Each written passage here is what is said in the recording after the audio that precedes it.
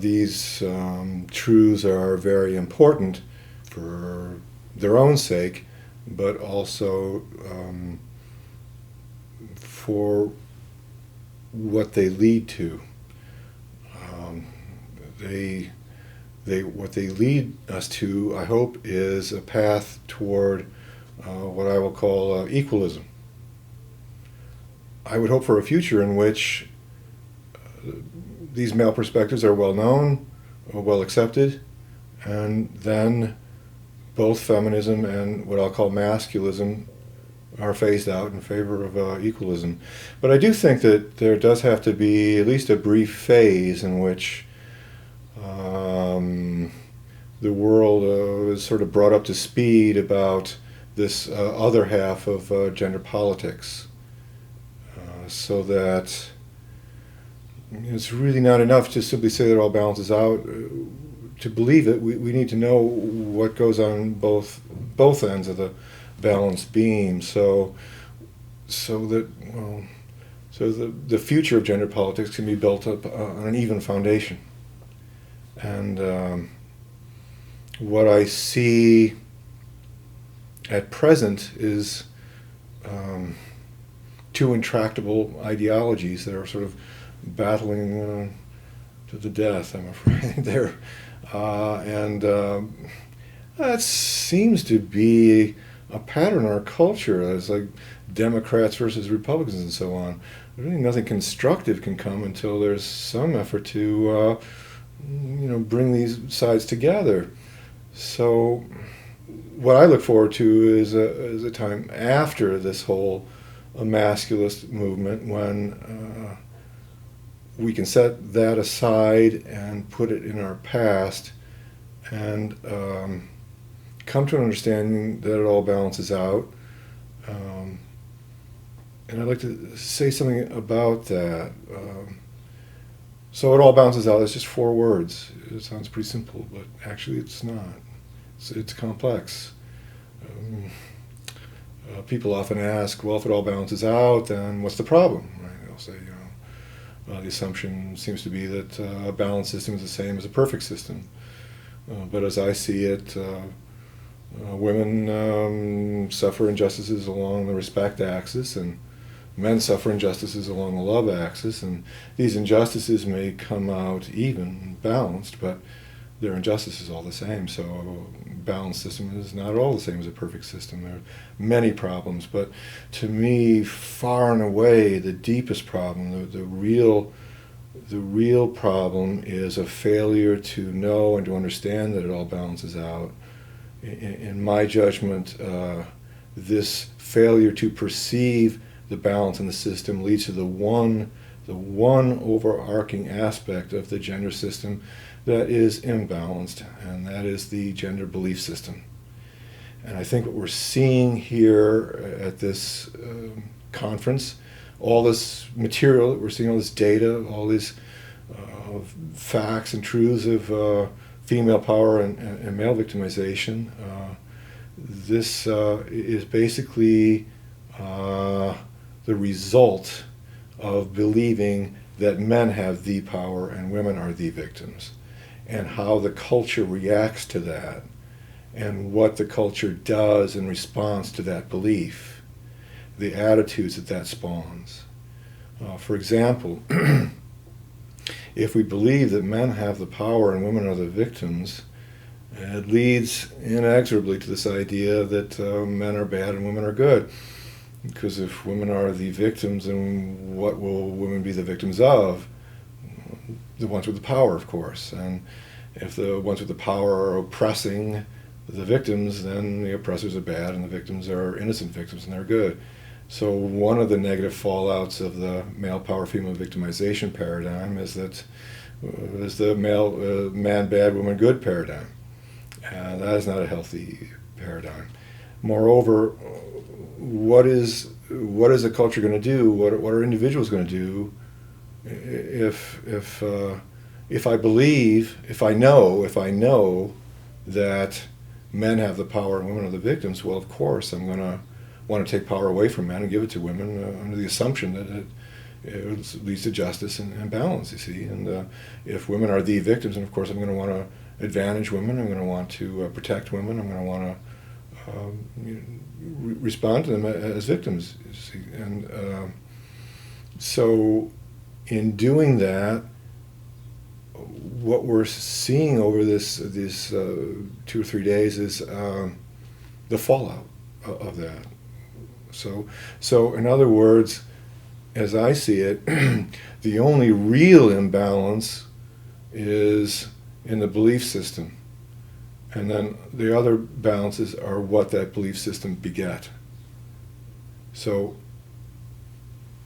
in a very real way, if we come to what I will call the decision that it all balances out, the leap of faith to it all balances out, it leads to balance.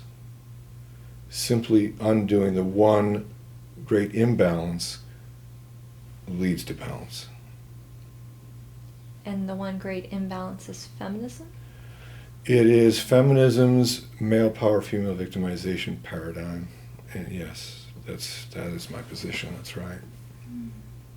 Do you think the men's movement is a reaction to the feminist movement?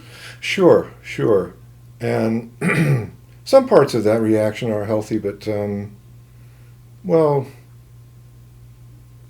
it is basic in movements, political movements, to generate anger, because that's the fuel that brings about a movement. It's angry people that will get out and march and protest and pamphleteer and rally and write books and write angry letters and so on. Complacent people aren't going to do that. So it's sort of the first order of business of any movement to generate anger. And sadly, the other aspect is to identify a common enemy. One enemy that your constituency can all focus on and unify around. And where feminism is concerned, the enemy is man. Fortunately, for the most part, the men's movement has not identified women as the enemy. Been careful not to do that. Perhaps in part because masculism, and I prefer that term masculism to men's rights activism. To me, masculism simply mirrors the word feminism, so I prefer it because I think in terms of theoretical constructs and mirrors and balance and formulae. So we got feminism on the one hand and masculism on the other. It's, for me that works better than. And besides, rights is only a small part of the whole big picture of men's issues anyway. So now what was I saying? I went down that path. So is it a reaction to the feminist movement? Yeah. Yeah. For a long time, it was said that the battle of the sexes was a battle in which only one side showed up.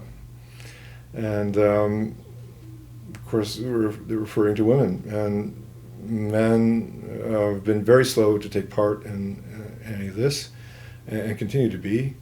Many reasons for that. That's very complex, why men resist masculism, why men resist their own politicized perspective. And that's an important distinction too. It's a politicized perspective. Feminism is not simply the female perspective. If it were, it would have always been predominant. It's not a perspective that women are born knowing. It is a learned perspective. It is the result of consciousness raising, but it's also a politicized perspective because it does generate that anger that fuels political movement. Essentially, it is the perspective that comes of seeing very clearly all the negatives in the female experience and remaining blind to the negatives in the male experience. And it's sort of, it creates in women this idea that they're living in some kind of a male heaven and female hell, and of course those who would believe that will be angry and want to take action to change it. So that's what makes it politicized. And masculism is the mirror opposite of that. So we have a lot of angry men who seem to think they live in a world that's a female heaven and a male hell, and so then they get very angry. But there is one difference, is that they're coming to consciousness of the politicized male perspective in a world that already knows and understands and validates the politicized female perspective. So at least they have awareness, some awareness of that. So I will distinguish two kinds of masculism, conscious and unconscious. And fortunately, much of what I'm seeing is a conscious masculism. Unconscious masculism, I would say, is the exact mirror opposite of feminism, where feminism can be characterized as femalism. Unconscious masculism could be characterized as maleism. It's basically seeks a world made perfect for men without regard for women. And unconscious feminism seeks a world perfect for women without regard for men.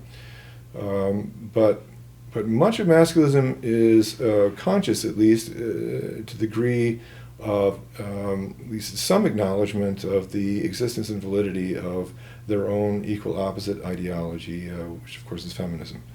And with that, we have a better understanding that gender politics is essentially a battle of rhetoric. Yes. See, you got feminist rhetoric and you got your male rhetoric, you see. And right now everybody's really enjoying this male rhetoric. It feels new, and as I said to one of my friends here at the, I feel like, you ever hear stories of the singer midgets? They were in the Wizard of Oz, and there were like 300 of them or something like that, and they were culled from all over the country, right? Mm-hmm.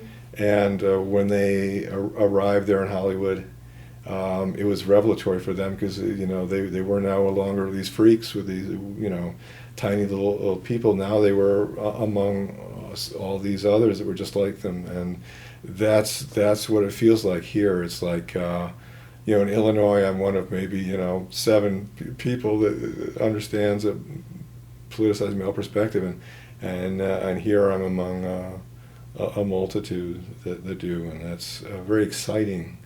And as always, my primary concern is that it all be healthy and lead to constructive ends. So we need to understand the facts and truths of female power and male victimization, not as an end in themselves, but as a means to an end, and understanding that it all balances out.